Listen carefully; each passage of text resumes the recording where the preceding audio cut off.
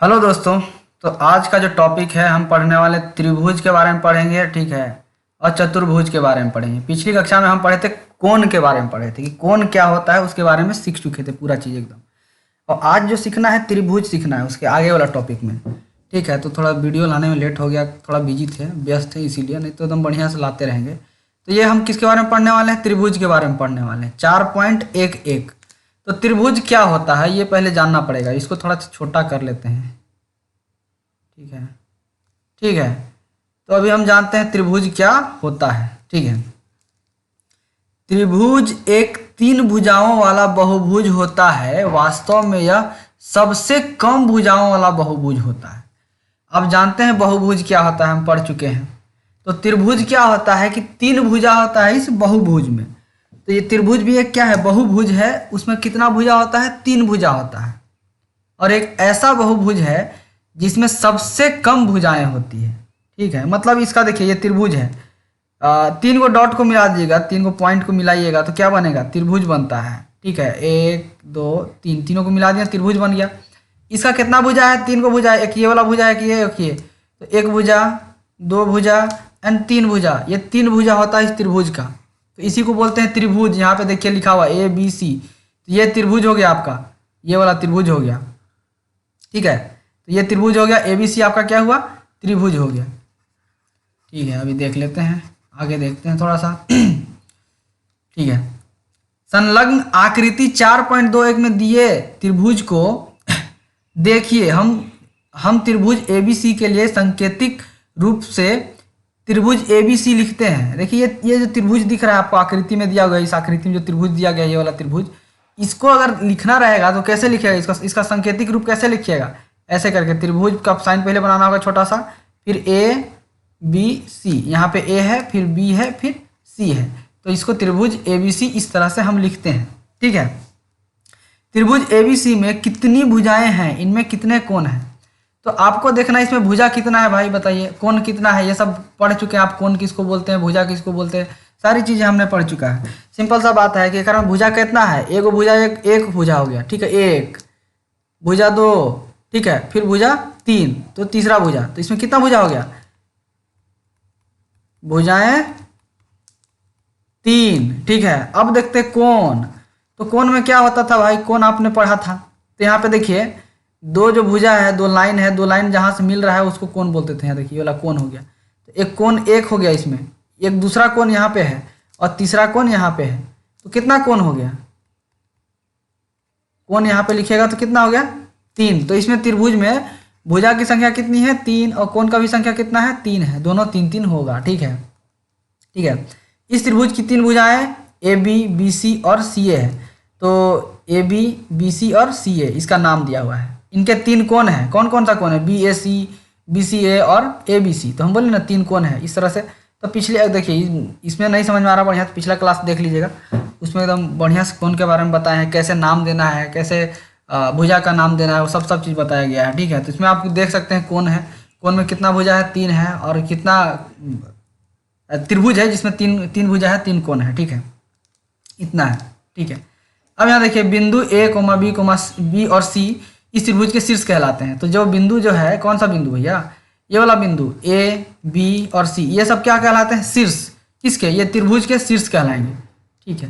तो ये सब हम पढ़ चुके हैं पिछली कक्षा में। बस ये इसमें क्या जानना था, त्रिभुज क्या होता है, उसमें भुजाएं कितनी होती हैं, कोण कितने होते हैं, शीर्ष कितने होते हैं, ये सब चीज़ है इसमें पढ़ना है, ठीक है।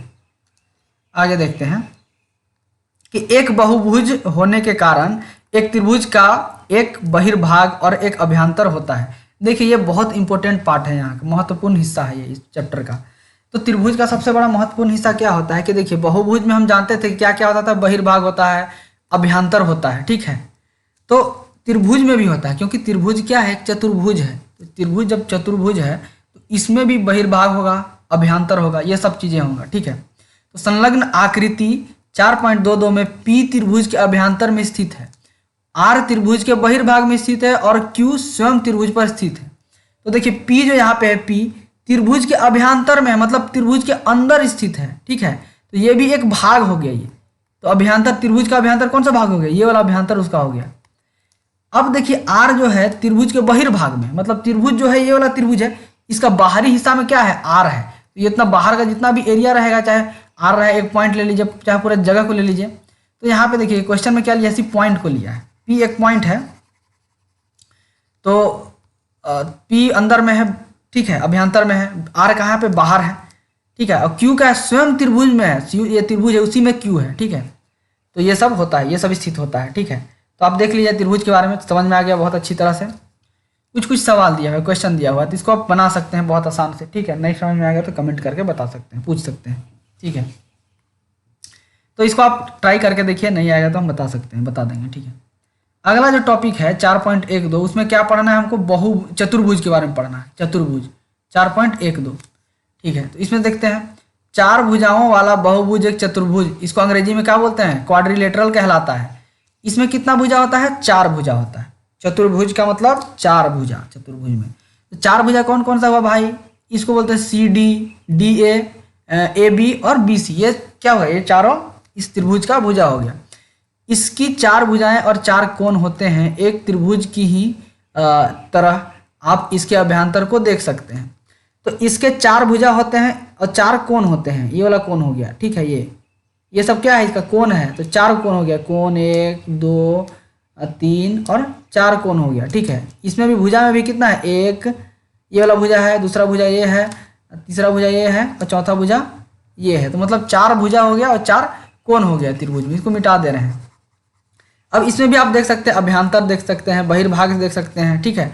ये सब बिंदु आप इसमें देख सकते हैं, जैसे त्रिभुज में देखे थे। तो मान लीजिए यहाँ पे एक बिंदु मान लिए, ठीक है, तो पी मान लिए, तो पी क्या हो गया, अभ्यंतर हो गया इसका, ठीक है, बहुभुज का, चतुर्भुज का अभ्यंतर। यहाँ पे आर लिख दिए, तो बाहर क्या हो गया, ये हो गया बहिर्भाग हो गया, इसका बाहरी वाला हिस्सा, बाहर का भाग, ये अंदर का भाग हो, इसीलिए अभ्यंतर बोलते हैं।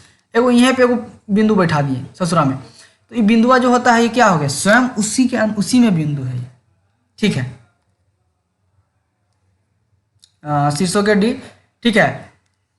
उस विधि को देखिए जिस क्रम में चतुर्भुज शीर्षों के नाम लिखे जाते हैं। तो यहाँ देखिए शीर्षों का नाम कैसे लिखा जाता है, ये सब देख लेना है। तो चतुर्भुज क्या होगा, ए बी सी डी हो गया, कि चार भुजाएं A B, B C, C D और डी ए हैं, इसके चार कोण होते हैं, ए बी सी और डी, ये सब कोण हो गया। तो ये सब इसका भुजा हो गया, A B C D, D A B, B C, ये सब क्या हो गया, इसका चतुर्भुज का क्या हो गया, भुजाएं हो गए, ठीक है, भुजाएं। उसी तरह से इसका कोण है कौन सा, एक एंगल ए, एंगल बी, ठीक है, एंगल ए वाला हो गया, एंगल बी, एक कोण सी, कोण डी, ये सब क्या हो गया, कोण हो गया चतुर्भुज का, ठीक है। तो इसमें कुछ नहीं करना था भैया, चतुर्भुज और त्रिभुज के बारे में जानना था, ठीक है। तो यही सब होता है त्रिभुज और चतुर्भुज, अभी इसके बारे में सिर्फ जानना है। चतुर्भुज और त्रिभुज का क्षेत्रफल कैसे निकाला जाता है, परिमिति कैसे निकाला जाता है, ये सब चीज़ें आप लोगों को बताया जाएगा। अभी बहुत अभी तो बस तो खाली एकदम फिगरवा से इंट्रोडक्शन करा दे रहा है कि ऐसा होता है भैया, चतुर्भुज ऐसा दिखता है, कर्म कोण कितना होता है, भुजा कितना होता है, ये सब बता दिया है। उसी तरह से त्रिभुजवा को बता दिया, त्रिभुजवा ऐसा दिखता है, इसमें कोण इतना होता है, भुजा इतना होता है, वही सब दिखाया है, ठीक है। तो कुछ कुछ बेसिक चीज़ इसमें बता दिया गया है और ज़्यादा कुछ नहीं है, ठीक है। अभी तो ये सब बहुत सिंपल चीज़ है, आराम से इसको आप मतलब मेहनत कर सकते हैं, बता सकते हैं। देखिए इसमें और कुछ होता है यहाँ पे, अभी एक चीज़ यहाँ तक आपको समझ में आ गया है, बहुत अच्छा है, ठीक है।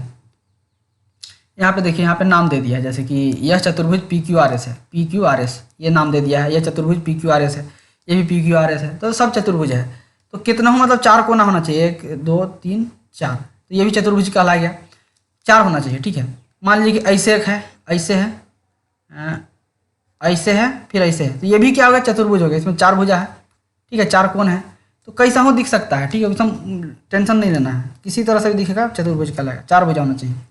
अब देखिए यहाँ पे क्या होता है, यह बहुत इंपॉर्टेंट चीज़ है, यहाँ पे पढ़िए कि किसी चतुर्भुज ए बी सी डी में ए बी और बी सी आसन भुजाएं हैं। आसन भुजाएं किसको बोलते हैं, एडजेसेंट साइड उसको बोला जाता है। जैसे कि ए बी है और बी सी है, ठीक है, ये क्या हो गया, आसन भुजाएं, दोनों तो भुजा है लेकिन ये क्या है, एक दूसरे के आसन है, अगल बगल है, ठीक है।